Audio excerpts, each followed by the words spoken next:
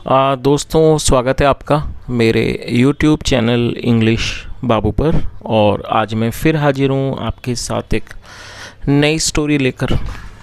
और दोस्तों, आज जो स्टोरी मैं आपके लिए लेकर आया हूँ ये एक मॉरल स्टोरी है। बहुत ही प्यारी, अच्छी, मज़ेदार कहानी है। कहानी सुनने में आपको मज़ा आएगा। उसके अलावा दोस्तों, आज की इस स्टोरी में आपको कुछ नए इंग्लिश के वर्ड मीनिंग सीखने को मिलेंगे, उनकी करेक्ट प्रोनाउंसिएशन के बारे में पता चलेगा और हमेशा की तरह जो इसका ग्रामर का पार्ट है उसे बिल्कुल डिटेल में कवर करेंगे, तो एक एक स्ट्रक्चर को आप बड़ी आसानी से सीख पाएंगे। तो चलिए दोस्तों, आज की इस कहानी को हम शुरू करते हैं और सबसे पहले कहानी का टाइटल देखते हैं।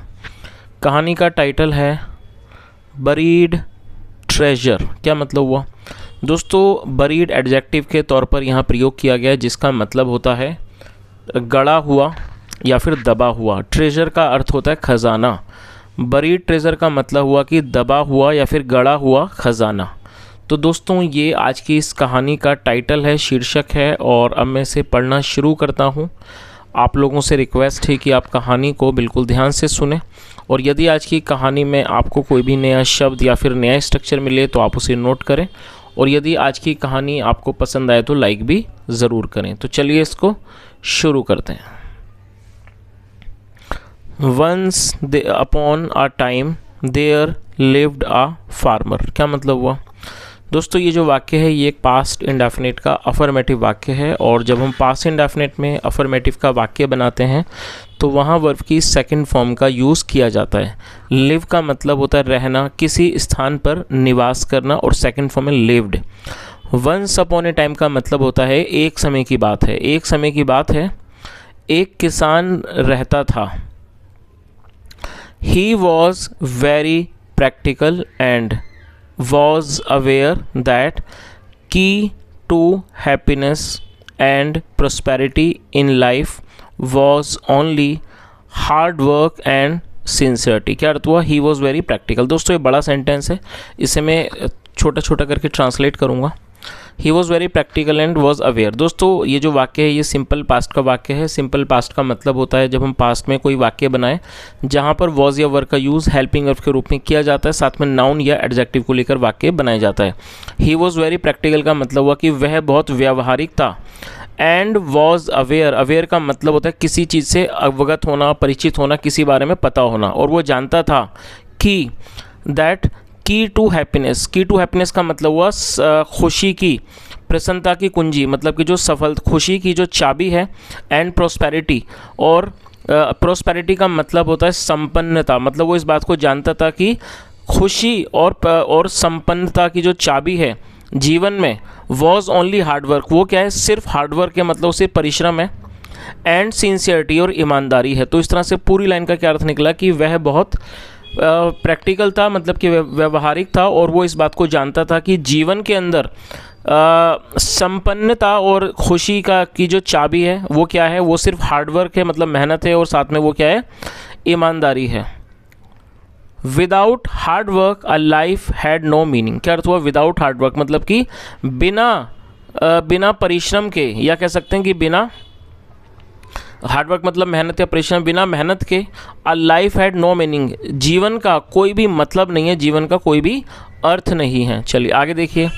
सो he had worked very hard throughout his life. दोस्तों, ये जो वाक्य है ये पास्ट परफेक्ट का वाक्य है। पास्ट परफेक्ट का मतलब होता है पास्ट में किसी क्रिया का पूरा होना, पाए जाना। ऐसे वाक्यों में हेड के साथ वर्ब की थर्ड फॉर्म लगाई जाती है। वर्क हार्ड मतलब काम करना, और ये थर्ड फॉर्म है। तो क्या अर्थ हुआ?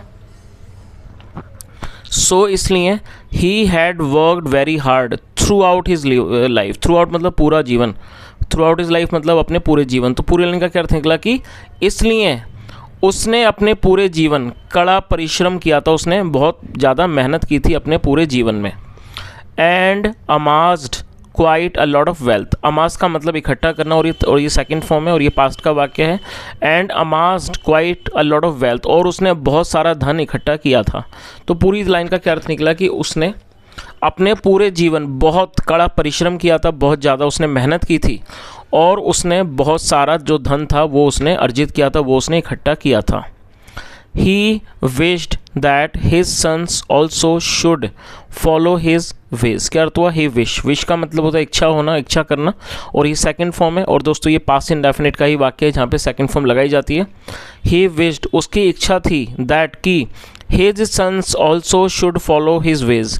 शुड का प्रयोग दोस्तों सलाह को दर्शाने के लिए किया जाता है। तो उसकी इच्छा थी कि उसके जो बेटे हैं उन्हें भी उसका अनुसरण मतलब कि उसके रास्ते पर चलना चाहिए। Should follow his veg. When he grew very old, दोस्तों ये पास्ट का ही वाक्य जहाँ सेकंड फॉर्म लगाई गई है। ग्रो ओल्ड का मतलब बूढ़ा होना, और ये सेकंड फॉर्म है। When he grew very old, जब वह बहुत बूढ़ा हो गया। एंड फेल्ट, और उसे लगा, that his and was near, कि जो उसका अंत है वो नज़दीक है। ही कॉल्ड हिज सन्स, उसने अपने बेटों को बुलाया। चलिए आगे देखिए। My sons he said to them, मेरे बेटों, ही सेड टू देम, उसने उनसे कहा। नो वन इज़ इमोर्टल, दोस्तों ये जो वाक्य है ये भी एक सिंपल प्रेजेंट का वाक्य है जहाँ पे इसका यूज़ किया गया हेल्पिंग वर्ब के रूप में। और आप इस शब्द को नोट कर लीजिए, IMMORTAL। इमोर्टल एडजेक्टिव है जिसका मतलब होता है अमर, मतलब ऐसा व्यक्ति जिसकी मृत्यु ना हो उसे इंग्लिश में इमोर्टल कहा जाता है। तो यहाँ से यहाँ तक क्या मीनिंग निकली? माए उसने क्या कहा कि मेरे बेटों, उसने उनसे कहा, नो वन इज़ इमोर्टल, कोई भी अमर नहीं है। And I am no exception, और मैं कोई अपवाद नहीं हूँ। दोस्तों एक्सेप्शन मतलब अपवाद।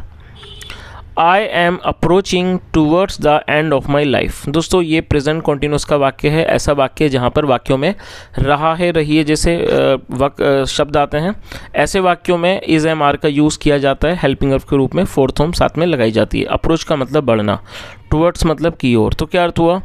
I am approaching towards the end of my life, मतलब मैं अपने जीवन के अंत की ओर बढ़ रहा हूँ। माई डेज आर नंबर्ड, मेरे दिन गिनती के बचे हैं। But before I leave you, लेकिन इससे पहले मैं तुम्हें छोड़ कर जाऊँ। लीव का मतलब छोड़ना। But before I leave you, लेकिन इससे पहले कि मैं तुम्हें छोड़ कर जाऊँ। I want to tell you a secret, मैं तुम्हें एक सीक्रेट का मतलब होता है राज, मैं तुम्हें एक राज बताना चाहता हूँ। और दोस्तों ये जो वाक्य है देखिए यहाँ पर दो वर्ब का प्रयोग किया गया है। ये प्रेजेंट इंडेफिनिट का वाक्य है, और प्रेजेंट इंडेफिनिट का ये वाक्य है जहाँ पर आई वी यू दे में वर्ब की फर्स्ट फॉर्म लगाई जाती है। और इस वाक्य में दो वर्ब का प्रयोग किया गया वाक्य को बनाने के लिए। तो जब आप कोई भी दो वर्ब का वाक्य बनाएंगे तो पहली वर्ब के बाद टू लगाना है, टू के बाद वर्ब की फर्स्ट फॉर्म लगाई जाती है। तो उसने क्या कहा? But before I leave you, लेकिन तुम्हें छोड़ने से पहले, तुम्हें छोड़कर जाने से पहले, I want to tell you a secret, मैं तुम्हें एक राज बताना चाहता हूँ। और दोस्तों यहाँ पर मैंने आपको दो वर्ब के बारे में समझाया, तो यहाँ मैं आपको एक छोटा सा वाक्य दूंगा जिसमें दो वर्ब का प्रयोग किया जाना है। आप उसे ट्रांसलेट करें और कमेंट में बताएं। नोट कर लीजिए। मैं आपको पढ़ाना चाहता हूँ। आई रिपीट द सेंटेंस, मैं आपको पढ़ाना चाहता हूँ। अब आप दूसरे सेंटेंस को भी नोट कर लीजिए। राजू डॉक्टर बनना चाहता है। I repeat the sentence, Raju doctor बनना चाहता है। तो दोस्तों मैंने दो वाक्य दिए हैं, दोनों ही वाक्य दो वर्ब के हैं। आप इन्हें ट्रांसलेट करें, कमेंट में ज़रूर बताएं। चलिए आगे देखिए। तो उसने क्या कहा कि मैं तुम्हें छोड़ के जाने से पहले, I want to tell you secret, मैं तुम्हें एक राज बताना चाहता हूँ। There is a great treasure hidden in my vineyard. दोस्तों वाइनयार्ड का मतलब होता है अंगूर का बगीचा, और ये सिंपल प्रेजेंट का ही वाक्य है जहाँ पर इसका इस्तेमाल हेल्पिंग वर्ब के रूप में किया गया है। और हिडन को यहाँ पर एडजेक्टिव के तौर पर प्रयोग किया गया है। हिडन मतलब छुपा हुआ। तो उसने क्या कहा? There is a great treasure hidden in my vineyard, मेरे अंगूर के बगीचे में एक बहुत बड़ा, एक ग्रेट मतलब बड़ा खजाना छुपा हुआ है। All that you have to do is to go to the vineyard after my death and dig it quite deep all over. तो उसने क्या कहा? All that you have to do, और आपको सिर्फ क्या करना है? Is to go to vineyard, कि आपको सिर्फ अंगूर के बगीचे पर जाना है आफ्टर माई डेथ, मेरी मृत्यु के बाद। And dig it quite deep, और उसे गहरा खोदना है। डिग मतलब खोदना, डीप मतलब गहरा, उसे काफ़ी गहरा खोदना है। ऑल ओवर पूरा, मतलब उसे पूरा खोदना है। तो यहाँ तक दोस्तों समझ आई गई होगी कहानी। ये जो वृद्ध व्यक्ति था जिसे लग रहा था कि उसका जीवन अब समाप्त होने वाला, उसने अपने बेटों को बुलाया और ये बताया कि मैं तुम्हें एक राज की बात बताना चाहता हूँ कि मेरे अंगूर के ख़जाने में एक बहुत बड़ा जो ख़जाना है वो छुपा हुआ है, और आपको सिर्फ क्या करना है? मेरी मृत्यु के बाद आपको वहाँ जाना है और उसे पूरा खोद कर निकालना है। You will find a wooden box full of treasure wooden मतलब लकड़ी का, और ये फ्यूचर इंडेफिनिट का वाक्य है जहाँ पे विल का यूज़ किया गया है हेल्पिंग वर्ब के रूप में। फाइंड मतलब मिलना। You will find a wooden box full of treasure, तुम्हें एक लकड़ी का संदूक मिलेगा, ट्रेजर खजाने से भरा हुआ। आगे देखिए, the farmer died in a few days, और दोस्तों ये पास्ट इंडेफिनिट का ही वाक्य है जहाँ पे सेकंड फॉर्म लगाई जाती है। डाई मतलब मरना, second form died. The farmer died in a few days, किसान कुछ दिनों में मर गया, मतलब किसान की कुछ दिनों में मृत्यु हो गई। No sooner had the farmer died then his son set to work, क्या अर्थ हुआ, जैसे ही जो किसान था उसकी मृत्यु हुई, then his son set to work, जो उसके बेटे थे वो काम पर लग गए। By digging the vineyard they expected to find a box full of treasure, क्या अर्थ हुआ, by digging the vineyard. By digging the vineyard का मतलब हुआ कि अंगूर के बगीचे को खोद कर, दे एक्सपेक्टेड, उन्होंने अपेक्षा की है, मतलब उनको उम्मीद थी, to find a box full of treasure, उन्हें उम्मीद थी कि उन्हें एक खजाने से भरा हुआ एक संदूक, बॉक्स मिलेगा, संदूक मिलेगा। They were extremely disappointed not to find any treasure, दोस्तों दे का मतलब होता है वे या वे लोग। जब सब्जेक्ट में एक से ज़्यादा लोग होते हैं तो दे का यूज़ किया जाता है, जो कि एक प्लूरल नाउन है। तो क्या अर्थ हुआ, दे वर एक्सट्रीमली डिसअपॉइंटेड, वे बहुत ज़्यादा निराश हो गए। डिसअपॉइंटेड मतलब निराश हो जाना, एक्सट्रीमली मतलब अत्यंत, वे बहुत ज़्यादा निराश हो गए। Not to find any treasure, किसी भी खजाने को ना पाकर। तो पूरी लाइन का क्या अर्थ निकला, they were extremely disappointed not to find any treasure, मतलब वे किसी भी खजाने को ना पाकर बहुत ज़्यादा निराश हो गए। But as the vineyard had been dug so well it yielded a bumper crop of grapes, क्या अर्थ हुआ, दोस्तों ये जो वाक्य है ये पास्ट परफेक्ट का पैसिव वॉइस का वाक्य है। जब पास्ट परफेक्ट में पैसिव में वाक्य बनाएंगे तो वहाँ हैड बीन के साथ थर्ड फॉर्म लगाई जाती है। तो क्या अर्थ हुआ, बट लेकिन as the vineyard had been dug so well, क्योंकि अंगूर के बगीचे को बहुत अच्छे से खोदा गया था, उसकी बहुत अच्छी खुदाई की गई थी। It yielded a bumper crop of grapes, इसने अंगूर की एक बम्पर फसल दी।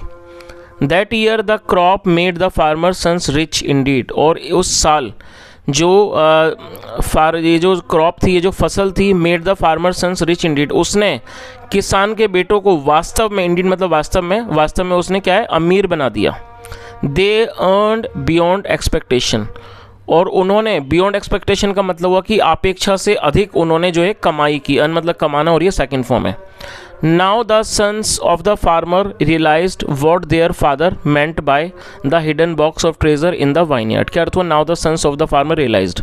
रियलाइज का मतलब होता है महसूस होना, पता लगने की चीज़ का। अब जो किसान के बेटे थे उन्हें इस बात का एहसास हुआ, what their father meant by the hidden box of treasure in the vineyard, की उनके पिता का अंगूर के बगीचे में गड़े हुए खजाने के पीछे जो उनका अर्थ था वो क्या अर्थ था, इस बारे में उनके बेटों को एहसास हुआ। इन दिस वे, इस तरीके से, the farmers wish was fulfilled, जो किसान की जो विश थी, जो इच्छा थी, वो पूरी हो गई। And his sons had learned the value of hard work, और जो उसके बेटे थे वो जो हार्ड वर्क मतलब जो क्या हुआ कि जो मेहनत का जो वैल्यू होता है, जो उसके जो महत्व होता है, उसे वो सीख चुके थे। लर्न मतलब सीखना, और ये थर्ड फॉर्म है। चलिए दोस्तों, अब इस कहानी का मॉरल है वो भी देख लीजिए। क्या मॉरल है, it is always hard work which pays dividends, क्या अर्थ हुआ, डिविडेंड्स का मतलब लाभांश, कि जो क्या है, जो हार्ड वर्क है वो क्या है, वो हमेशा क्या है, वो लाभांश मतलब वो लाभ देता है, मतलब जो मेहनत है उससे हमें फ़ायदा होता है। चलिए तो दोस्तों, इस तरह से छोटी सी कहानी यहीं ख़त्म होती है अच्छे से मॉरल के साथ। और कहानी का जो मॉरल है बिल्कुल ही सिंपल मॉरल है। मॉरल यही है कि हमें मेहनत करनी चाहिए। तो दोस्तों, ये आज की एक छोटी सी कहानी थी। यदि आपको अच्छी लगी हो, मेरा पढ़ाने का प्रयास भी अच्छा लगा हो, तो आपसे रिक्वेस्ट है वीडियो को लाइक करें, शेयर करें, चैनल को सब्सक्राइब करें। कोई भी सुझाव हो तो कमेंट में ज़रूर बताएं। यहाँ तक सुनने के लिए thank you so much. Have a nice day and bye.